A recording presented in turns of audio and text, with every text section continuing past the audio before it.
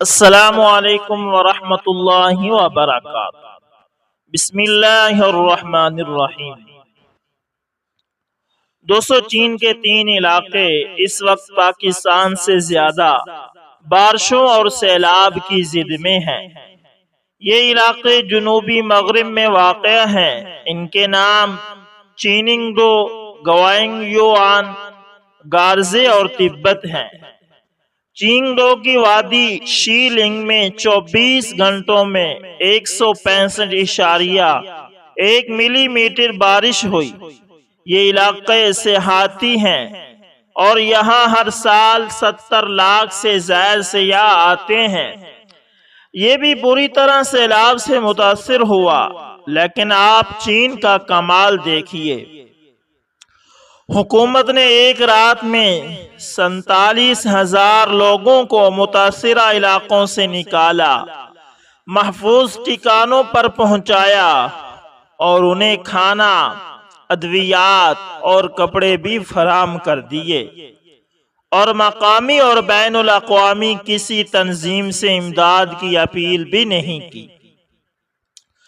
اور اس سارے آپریشن بارش اور سیلاب کے دوران کسی قسم کا کوئی جانی نقصان نہیں ہوا، جبکہ اس کے مقابلے میں ہمارے ملک کا 30% حصہ پانی میں ڈوبا ہوا ہے۔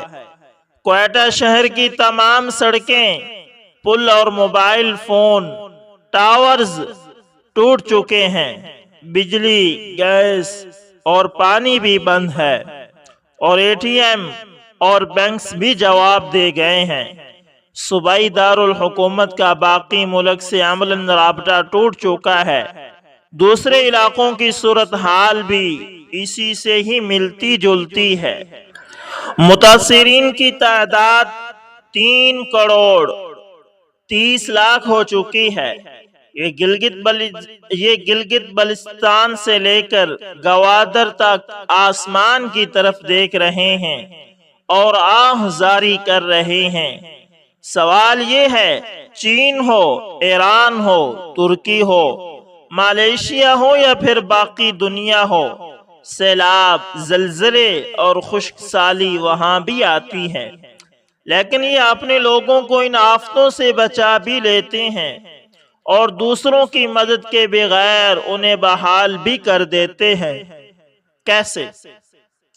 جبکہ ہم ہر آفت، ہر مصیبت میں اپنے لوگوں کو موت کے حوالے کر کے امداد کی صدائیں لگانے کے لیے نکل کھڑے ہوتے ہیں۔ ہم اسے بھی بھیک کا بہانہ بنا لیتے ہیں۔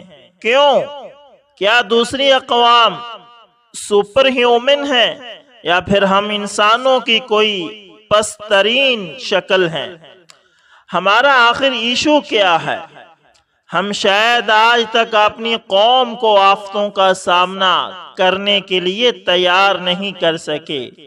آگ لگ جائے، پانی آ جائے یا کوئی کسی حادثے کا شکار ہو جائے، ہم میں سے کسی شخص کو اس سے نپٹنا نہیں آتا۔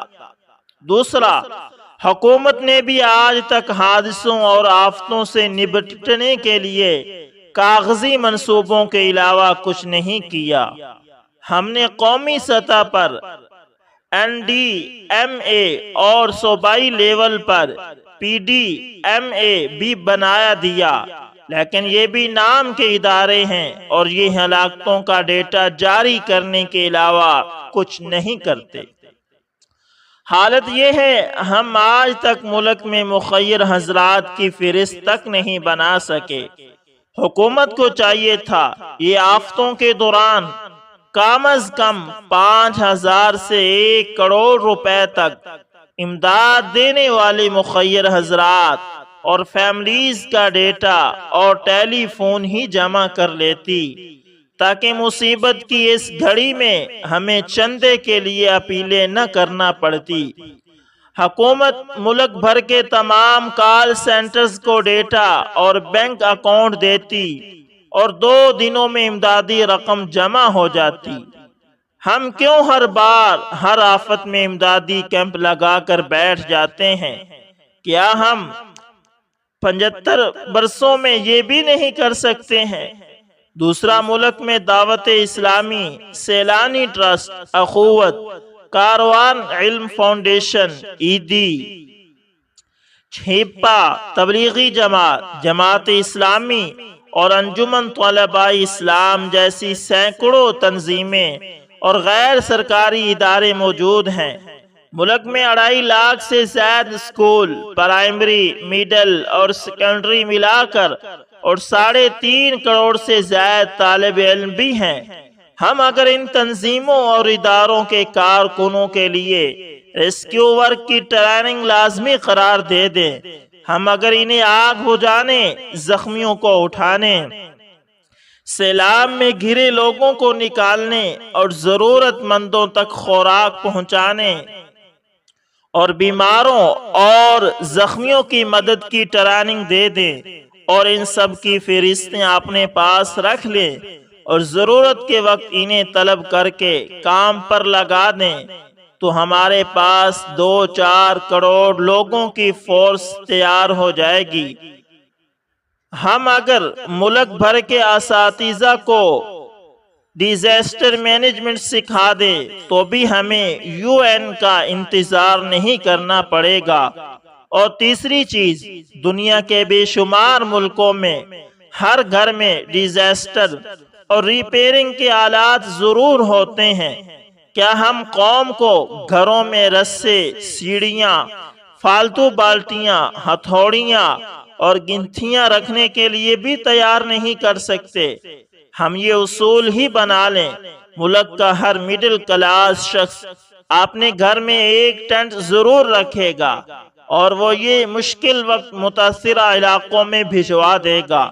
ہم ٹینٹ مالکان کی فہرستیں مختلف NGOs کو دے دیں اور NGOs کے کارکن ضرورت کے وقت ٹینٹ جمع کر کے متاثرین تک پہنچا دیں۔ کیا ہم یہ بھی نہیں کر سکتے؟ پاکستان میں جنرل ضیاء الحق کے دور تک رضاکار اور NCC جیسے پروجیکٹ ہوتے تھے۔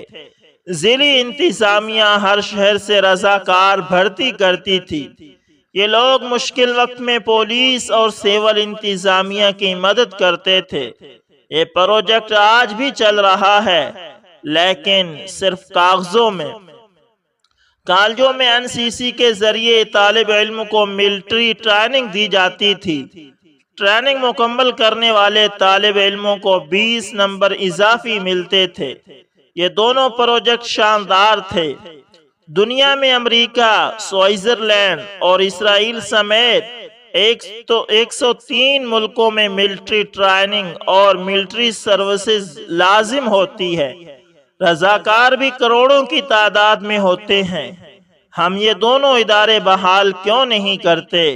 اور ہم اس کے ساتھ ساتھ ایکسیڈنٹس اور ڈیزاسٹر مینجمنٹ کی ٹریننگ کیوں شامل نہیں کرتے؟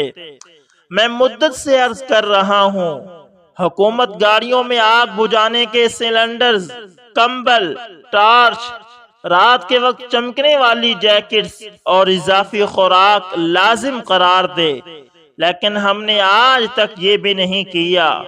فلڈ مینجمنٹ کی باری تو 1000 سال بعد میں آئے گی۔ کیا ہم واقعی قوم کہلانے کے حقدار ہیں؟ میں اس سیلاب کے دوران 3 خوفناک حماقتیں دیکھ رہا ہوں۔ پہلی حماقت نقد امداد ہے۔ ہم متاثرین کو براہ راست نقد امداد بھجوا رہے ہیں، جبکہ متاثرہ علاقوں کے تمام بینکس، ATM اور ایزی کیش کے سینٹرز پانی میں ڈوب چکے ہیں۔ لہذا متاثرین کو رقم کیسے ملے گی؟ اور اگر یہ مل بھی جائے تو کیا سامان خریدنے کے لیے دکانیں اور منڈیاں کھلی ہیں؟ اور کیا سڑکیں، پل، ٹرانسپورٹ اور گاڑیاں موجود ہیں؟ دوسرا، ہم متاثرین کے سروں پر آٹا، دالیں، چاول، چینی اور گھی کی بوریاں پھینک رہے ہیں۔ حکومت ہیلی کاپٹروں کے ذریعے بوریاں داغ رہی ہے، جبکہ NGOs کشتیوں کے ذریعے خشک راشن پہنچا رہی ہیں۔ لیکن سوال یہ ہے، یہ لوگ خشک راشن کو پکائیں گے کیسے؟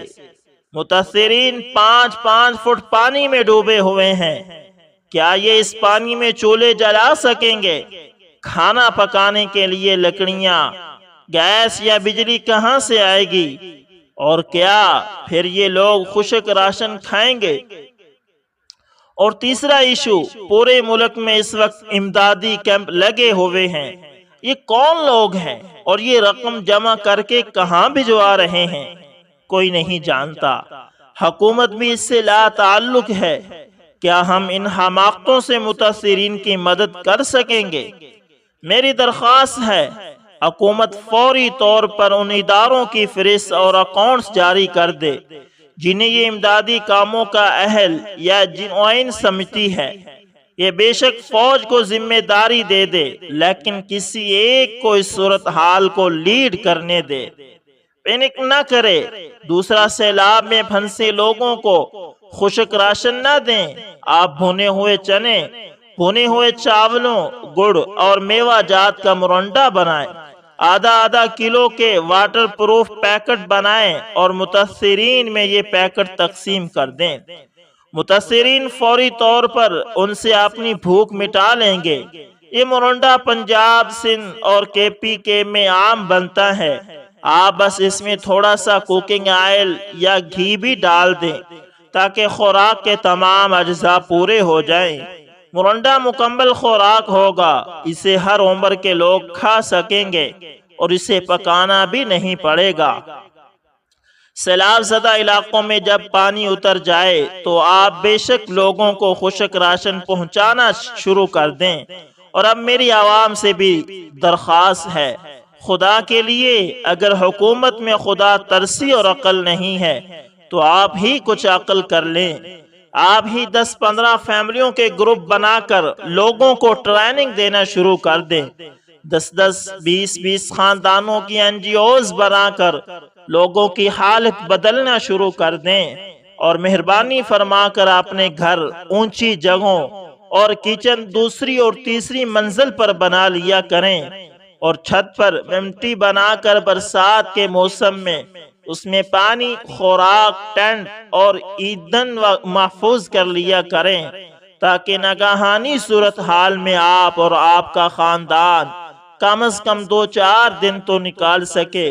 اور آپ یہ بندوبست کرنے کے بعد دوسرے لوگوں کو بتا اور سمجھا دیا کریں تاکہ یہ بھی آفتوں سے بچ سکیں۔ یہ ملک آخر کب تک 20 کروڑ نالائقوں کا بوجھ اٹھائے گا؟ ہم سب کو مل کر کام کرنا پڑے گا، لیکن آغاز کون کرے گا؟ شاید ہم باقی زندگی بھی یہ کام اللہ تعالیٰ پر چھوڑ کر بیٹھے رہیں گے۔ تو دوستو، یہ تھا کالم جاوید چودھری صاحب کا، جن کے اندر انہوں نے واقعی بہت ہی اچھی اور عمدہ گزارشات کی ہے۔ یہ انہوں نے جو 3 باتیں بتائی ہیں، ایک تو یہ راشن کے حوالے سے، اور ایک بات جو انہوں نے کیمپس کے حوالے سے کی ہے۔ آپ یقین جانیں، آپ گلی کے اندر نکلیں، آپ کو جگہ جگہ پر سیلاب زدگان کے لیے کیمپ لگے ہوئے ملیں گے، اور یہ کوئی نہیں جانتا کہ یہ جمع کر کے کہاں لے کر جا رہے ہیں، پتہ ہی نہیں چل رہا۔ اللہ معاف کرے، ہم کیسی قوم ہے کہ اتنی مصیبت میں گرے لوگوں کے نام پر کھا رہے ہیں۔ ہم پر عذاب نہیں آنا تو کیا ہوگا؟ اللہ سے ڈریں، اور حکومت کو اس پر نوٹس لینا چاہیے۔ صرف وہی جماعتیں کیمپس لگائیں جو حکومت کی طرف سے جن کو اجازت ملے۔ امید کرتا ہوں ویڈیو اچھی لگی ہوگی، پسند آئے لائک شیئر کمنٹ لازمی کریں، اور اگر آپ ہمارے چینل AS انفارمیشن TV پر نئے ہیں تو اس کو لازمی سبسکرائب کریں اور ساتھ میں بیل کا نشان دبانا نہ بھولیے گا۔ تو دوستو، آپ سے درخواست ہے کہ آپ کمنٹ کے اندر یہ لازمی بتائیں کہ آپ پاکستان سے یا بیرون کس ملک سے اور کس شہر سے ہمارے چینل کو دیکھ رہے ہیں۔ جزاکم اللہ خیر، آپ کا بہت بہت شکریہ ہوگا۔